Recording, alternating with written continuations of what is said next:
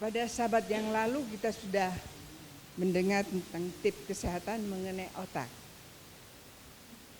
Memang otak kita ini adalah satu organ yang boleh dibilang yang terpenting. Sebab kalau otaknya jalan, semuanya tidak jalan.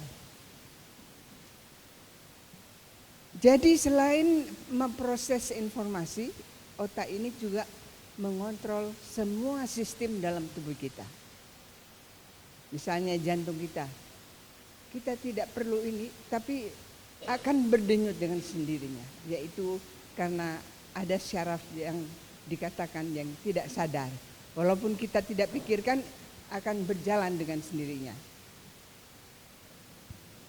Fungsi otak ini yang terutama di samping kesehatan tubuh kita adalah di mana kita dapat berkomunikasi dengan Tuhan. Saya kira itu yang terpenting. Baik kita berkomunikasi dengan Tuhan maupun Tuhan dengan kita. Bagaimana kalau kita tidak mempunyai otak yang sehat, dapat belajar tentang firman Tuhan? Tidak akan. Demikian juga kita berhubungan Tuhan melalui doa kita kepada Tuhan. Dan sahabat ini saya akan membicarakan tentang makanan yang sehat bagi otak. Ada 3 golongan.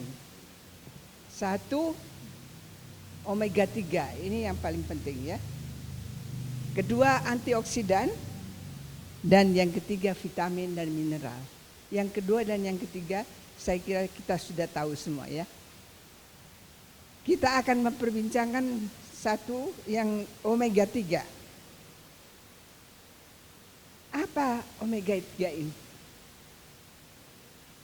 Atau kita sudah pernah dengar omega 3? Omega 3 itu sejenis asam lemak esensial yang memberikan bermacam-macam manfaat, terutama kesehatan otak. Jadi omega 3 itu esensial, maksudnya kita harus makan makanan yang mengandung omega 3 sebab tubuh kita tidak dapat memproduksinya. Tadinya kita pikirkan, kenapa sih mesti omega 3, enggak omega 1 atau yang lainnya? Ya, orang-orang pintar sudah menyelidiki, ada omega 3, ada omega 6, dan ada omega 9. Tapi yang untuk kesehatan otak yang terpenting adalah omega 3. Tapi bukan berarti omega 6 dan 9 tidak ada gunanya.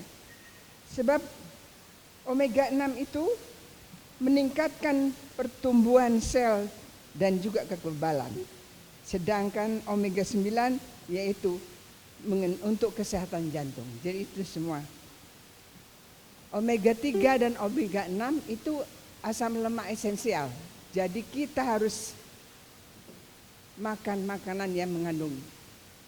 Sedangkan omega 9 non esensial yaitu tubuh kita bisa memproduksi sendiri. Apakah fungsi daripada omega 3 kalau gitu?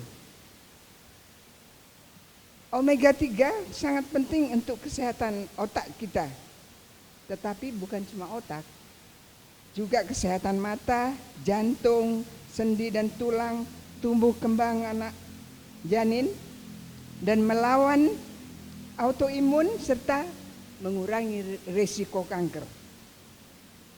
Sebab itu kita perlu mengenal akan omega 3. Ada 3 macam omega 3. Yang pertama singkatannya ALA, Allah. Kita tidak perlu tahu nama kimianya ya. Yang kedua DHA, ini mungkin yang sering kita dengar. Dan yang ketiga EPA.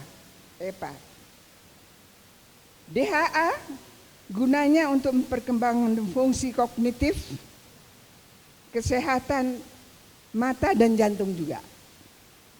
Sedangkan EPA untuk kesehatan jantung, mengurangi juga peradangan. ALA adalah sumber energi dan untungnya ALA ini bisa dirubah menjadi DHA dan EPA. Mungkin yang kita sudah sering kenal DHA, sebab dalam susu formula anak-anak sering ditulis di situ mengandung DHA. Sebab ini perlu sekali untuk perkembangan janin bagi ibu yang hamil. Sekarang kita akan belajar dari mana kita bisa memperoleh omega 3. Macam-macam ya. Yang terutama yang mengandung omega 3 adalah ikan. Yang terdapat dalam ikan salmon, tuna, sarden, ikan kembung, dan ikan teri termasuk ya. Jadi untuk yang tidak vegetarian mungkin bisa ambil dari sini. Yang kedua, sayur-sayuran hijau. Sudah banyak kita tahu sayur hijau, bayam, kangkung, brokoli, dan lain-lainnya. Karena itu mengandung vitamin K kita juga, dan mengandung karotin dan banyak antioksidan yang lain. Yang ketiga, kacang-kacangan. Yang terutama dibilang dari kacang-kacangan ini yaitu kenari. Saya tidak sangka bahwa kenari itu banyak mengandung omega 3. Jadi kemarin saya sudah beli kenari. Kemudian ini termasuk kacang-kacangan biji-bijian ya. Flaxseed. Ya, mungkin ini agak asing ya. Sebab bukan makanan kita hari-hari. Flaxseed, chia seed, almond, kedelai yang hari-hari kita makan. Edamame, kacang hijau, ini semua mengandung protein dan lemak yang sehat dan juga banyak antioksidan. Sedikit kita singgung sebab ini flaxseed banyak sekali omega 3. Cara makan flaxseed. Kalau kita makan cuma flaxseednya begitu saja, dia akan keluar. Kita tidak dapat gizinya. Dianjurkan flaxseed itu kita makan dengan menghancurkan, harus digiling dulu. Tadinya saya pikir, oh ya sekaligus giling lah banyak-banyak, kalau mau pakai tinggal sesendok-sendok. Tapi itu juga salah. Sebab kalau sudah digiling, dia itu teroksidasi sehingga nutrisinya akan juga kurang. Jadi kita harus makan, waktu kita mau makan baru digiling. Dan flaxseed ini tidak ada rasa. Tidak ada rasa. Jadi harus kita kadang-kadang kita harus campur dengan makanan lain. Mungkin dengan smoothie atau bubur. Jadi kita makan sama-sama. Yang kedua yang makanan yang jarang kita dapatkan yang chia seed. Mungkin sudah tahu ini chia seed. Chia seed ini mengkonsumsinya juga tidak sembarangan. Dianjurkan chia seed itu kalau mau makannya harus direndam dulu. Sebab dia akan mengembang. Kalau kita makan begitu saja, perutnya bisa kembung. Dan dia akan menghisap cairan di dalam. Dan yang lain-lainnya tentu ke makanan yang sudah biasa. Kemudian yang keempat, keluarga berry. Kita sudah sangat terkenal itu. Semua berry-berry ini, strawberry, blackberry, dan macam-macamnya itu banyak mengandung omega 3. Tapi bukan cuma buah-buah berry saja, tapi juga ada buah-buah yang lain yang banyak mengandung omega 3. Yaitu apokat, jeruk, kiwi, papaya, apel, pisang juga, dan banyak yang lain-lainnya. Sebab ini buah-buahan ini banyak mengandung flavonoid untuk mengurangi oksidatif stres. Mungkin kita sudah tahu oksidatif stres yang sudah diterangkan pada waktu yang lalu. Dan kelima, bagi yang belum vegan, kuning telur mengandung kolin untuk memori dan perkembangan otak. Yang keenam, susu.